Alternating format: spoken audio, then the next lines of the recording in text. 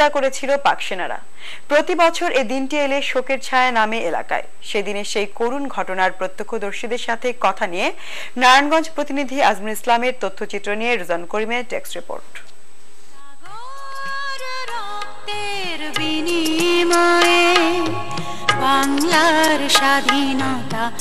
29 November 1971। তখনও ভোরের কুয়াশা কাটেনি।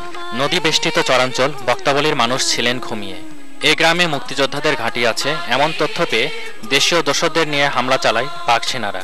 সেদিনের প্রত্যক্ষদর্শী রোকেয়া বেগম খলিল মাতবর জানালেন কি করে তাদের ভাইকে ধরে নিয়ে হত্যা করা হয়।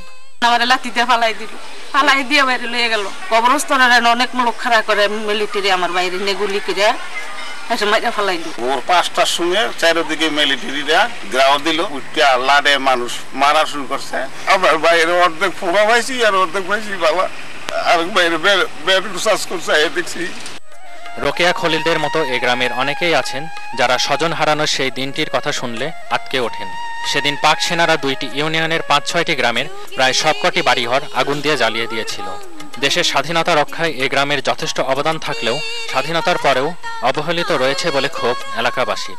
স্বাধীনের পর থেকে এই পর্যন্ত এখানে আমাদের এলাকার যে বুদ্ধিজীবী বা শিক্ষিত মানুষগুলো মারা গেল, 139 জন মানুষ এখানে মারা গেল, এখানে এই পর্যন্ত কোনো স্মৃতিস্তম্ভ তৈরি হয় নাইকা এবং সরকার থেকে কোনো সাহায্য সহযোগিতা পাওয়া যায় নাইকা। ভালো ভালো শিক্ষিত ছেলেগুলো মাস্টার মিলিটারি মাফ করছে কিন্তু রাজাকাররা মাফ করে না। এক সাগর রক্তের বিনিময়ে এসেছে বাংলাদেশের স্বাধীনতা।